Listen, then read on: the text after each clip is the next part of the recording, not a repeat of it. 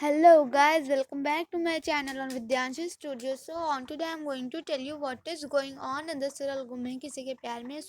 So if you like my video, so please like, share and subscribe to my channel, and please see the description box also, and please subscribe to my second channel also. So guys, मैंने 28 अप्रैल के बाद से 29 और 30 अप्रैल को videos नहीं बनाई थी क्योंकि मेरे स्कूल से रिटर्न वर्क कुछ ज़्यादा ही मिल गया था, तो पूरा पूरा दिन उसी को लिखने में बीत जाता था.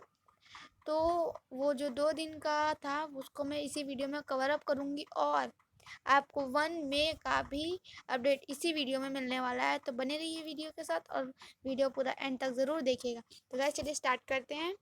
सो गाइस, जैसे कि मैंने अपने लास्ट वीडियो में आप लोगों को ये बता रखा था, मतलब बताया तो नहीं था, उसको मैंने आपको फुल वीडियो दिखा दिया था कि ऐसा ऐसा वो होने वाला है. तो गाइस उसमें लास्ट में मैंने दिखाया था, उस वीडियो में लास्ट में ये था कि विराट अपने घर से निकल चुका होता है, यानी कि चौहान निवास से वो निकल चुका होता है. लेकिन उस घर में किसी को ये नहीं पता रहता है कि वो कहाँ जा रहा है, वो मिशन कितना डेंजरस है. उन लोगों को ये पता रहता है कि विराट एक मिशन पे जा रहा है, बस. उसके अलावा विराट को कोई भी जानकारी देने के लिए मना किया गया होता है. तो गाइस वो वहाँ से निकलता तो है, लेकिन निकलने से पहले क्या क्या निकलता है कि सही को कोई भी इस घर में आने के लिए फोर्स नहीं करेगा. मैं भी चाहता हूँ कि वो इस घर में आए, लेकिन अपने मन से आएगी वो, उससे कोई भी फोर्स नहीं करेगा, ये कह के वो निकल जाता है. तो गाइस इसके बाद मैं आपको बताने जा रही हूँ, वो है 29 अप्रैल का एपिसोड की स्टोरी. तो चलिए इसको भी बता देती हूँ आप लोगों को. तो विराट सही पहले तो अपने गढ़चिरौली से निकल चुकी होती है. सही मैंने आपको बताया कि भी सही गढ़चिरौली से निकल चुकी हुई है, और क्योंकि उसे तो वहाँ से निकलना ही था, नागपुर वापस जाना ही था, क्योंकि उसका कॉलेज भी वहीं पे है और वो अपनी पढ़ाई को ऐसे बीच में डिस्टर्ब नहीं करेगी. ये सब तो हम लोग पहले से ही जानते हैं, क्योंकि वो अपनी पढ़ाई के लिए बहुत ज़्यादा ही फोकस्ड है. तो गाइज वो पहले तो वो घर में तो चौहान निवास जाएगी नहीं, और ना ही देवयानी के घर जाएगी. तो अब वो रहेगी कहाँ? तो वो रहेगी अपने कॉलेज के हॉस्टल में.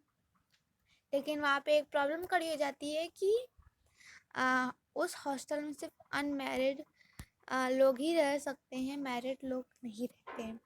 तो गाइस क्या होता है कि सही को तो मना कर दिया जाता है, लेकिन किसी तरह वो कुछ करती है. उसके बाद वहाँ के जो एक सर होते हैं, वो एक लड़की को बोलते हैं, उसका नाम प्राची होता है, प्राची को बोलते हैं अपना रूम उसके सही के साथ शेयर करने के लिए. तो सही उसी रूम में रहती है अपने रूम पार्टनर प्राची के साथ. लेकिन क्या होता है कि प्राची सही को पहले ये सब क्लियर कर देती है कि उससे किसी के साथ भी रूम शेयर करना बिल्कुल नहीं पसंद होता है. तो गाइस सही भी थोड़ा एटीट्यूड तो है ही है सही में. तो सही क्या है, सही तो कहती है कि मुझे भी किसी के साथ रूम शेयर करना पसंद नहीं है. और उसका सारा सामान उस 2 बेड होते हैं, दोनों बेड पे सारा उसका सामान फैला होता है. तो सही अपना सामान कहाँ रखे, तो वो एक बेड अपना खाली करने लगती है. तो प्राची कहती है कि मैं तुम्हें इस रूम में इसीलिए रहने दे रही हूँ, तुम्हारे साथ रूम सिर्फ इसीलिए शेयर कर रही हूँ क्योंकि मुझे सर ने बोला है कि तुम्हारे साथ रूम शेयर करने को, वरना मैं किसी के साथ कभी रूम नहीं शेयर करती. और अगर नहीं किया तो तुम जाके अपने हस्बैंड से कंप्लेन कर दोगी. तो सही मतलब शॉक हो जाती, पूछती है क्या. तो वो कहती है मुझे पता है तुम बेसिकली विराट चौहान की वाइफ हो. तो सही कहती है ठीक है छोड़ो. वो थोड़ा गुस्से में तो ऑलरेडी रहती, फिर सारा सामान हटा के अपना सब रख लेती है, अपना सारा सामान एडजस्ट करने लगती है. उसके बाद वो पढ़ाई कर रही होती है. तो गाइस 30 अप्रैल का अब एपिसोड मैं आपको बता रही हूँ. वो सारा सामान सेटअप करके अपना सारा रूम सेट कर लेती है. उसके बाद वो पढ़ने बैठ जाती है अपने बेड पे. लेकिन तभी उसे कॉल आ जाता है पुलकित का कि देवयानी थोड़ी हाइपर हो गई होती है. और देवयानी हाइपर क्यों हुई होती है, क्योंकि वो उसकी जो बेटी है वो उसे खूब डांटती है, कहती है तुम मेरी मम्मा नहीं हो, तुम मम्मा लोग तो टॉयज़ और उससे नहीं खेलती, तुम तो टॉयज़ से खेलती हो. तो उस वजह से देवयानी हाइपर हुई होती है और सही फटाफट से जाती है पुलकित के घर और उस उसके डोर के पास, मेन डोर के पास पहुंची होती है, लेकिन उसका विराट का कॉल आ जाता है उसके फ़ोन पे, क्योंकि विराट तो एक मिशन पे जा रहा होता है, बहुत ज़्यादा डेंजरस मिशन पे। तो वो बताने के लिए कॉल करता है, लेकिन सही फ़ोन कट कर देती है। उसी वक्त पुलकित आ जाता है और पुलकित सही को बता देता है कि ऐसा ऐसा हुआ था। उसके बाद कहता है कि सही तुम खुद ही देवयानी का आवाज़ लगाओ, क्योंकि मैंने देवयानी को अभी ये नहीं बताया है कि तुम आ रही हो। तो वो अंदर जाती है और देवयानी को आवाज़ लगाती है ना। तो वो आवाज़ लगाते हुए घर के अंदर जाती है और देवयानी जब सही की आवाज़ सुनती है तो खुश होकर दौड़ी दौड़ी चली जाती है।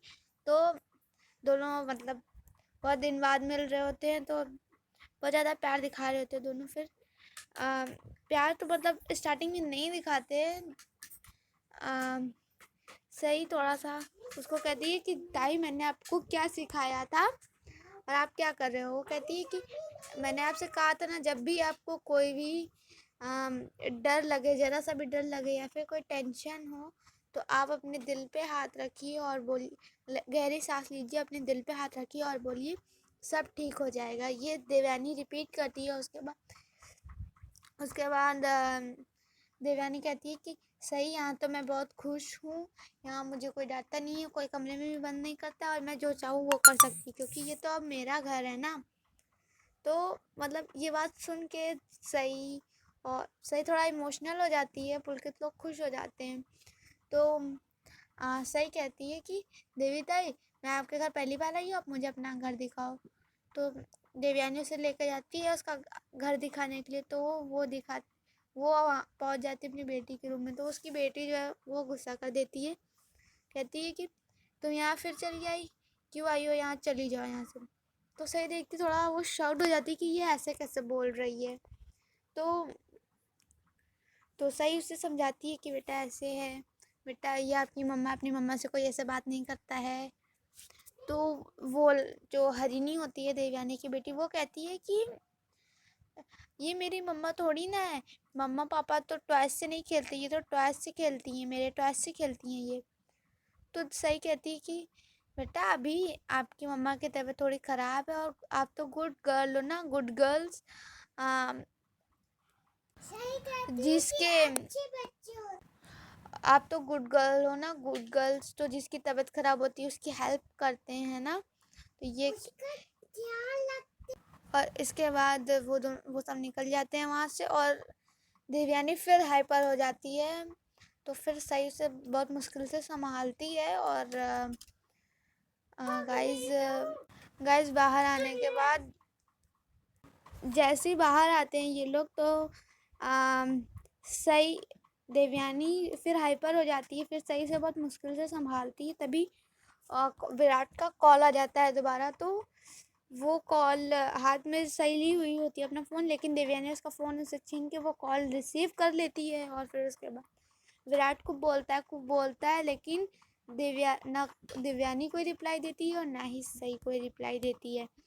और फिर उसके बाद देवयानी थोड़ी देर बाद कहती है कि ये वीरू को उल्लू बनाया, मज़ा आया, ऐसे कहती है वो। उसके बाद गाइस देवयानी कहती है कि वीरू को उल्लू बनाया, बड़ा मज़ा आया। और कहती है कि वीरू मैं सही थोड़ी ना हूँ, मैं तो तेरी देवी ताई हूँ।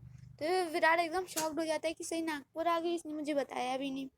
और गाइस विराट कहता है कि ताई आप सुन रहे हो तो सही को 2 मिनट फ़ोन दे दो प्लीज़ ताई, वो ऐसे कहता है, लेकिन सही फ़ोन उठाती भी नहीं, उल्टा फ़ोन वो कट कर देती है। और उसके बाद विराट तो चला ही अपने कार में जा ही रहा होता है मिशन के लिए। तो उसके जो ऑफिसर्स होते हैं वो कहते हैं कि सर आप ठीक है, आप कुछ परेशान लग रहे हैं। तो वो विराट कहता है कि नहीं मैं ठीक हूँ। तो उसके ऑफिसर्स कहते हैं कि सही आर यू श्योर, आपकी तबीयत मुझे कुछ ठीक नहीं लग रही है। तो वो गुस्सा कर देता है उसके ऊपर कि ऑफिसर अभी बात मेरे देश की है, तो मेरे देश की जब बात होती है तो मेरे दिल से सिर्फ एक ही आवाज़ निकलती, वो होती है जय हिंद। और कहता है कि हाँ मेरा ध्यान अभी थोड़ी देर के लिए भटक गया था, लेकिन अब नहीं, अब मैं सिर्फ उस मिशन के बारे में सोच रहा हूँ जिस मिशन पे वो जा रहा होता है। उसके बाद वो फ़ोन स्विच ऑफ कर देता है और देवयानी और पुलकित सही को समझा रहे होते हैं कि ऐसे नहीं करते, मतलब विराट इतने प्यार से इतने शिद्दत से माफ़ी मांग रहा था उससे। तो सही कहती है कि अगर आप लोग को यही बात करनी है तो मैं जाती हूँ घर में। तो पुलकित कह देता है कि सही रुक जाओ, तुम खाना खा लो। और देवयानी भी सही से गुस्सा हो जाती है। तो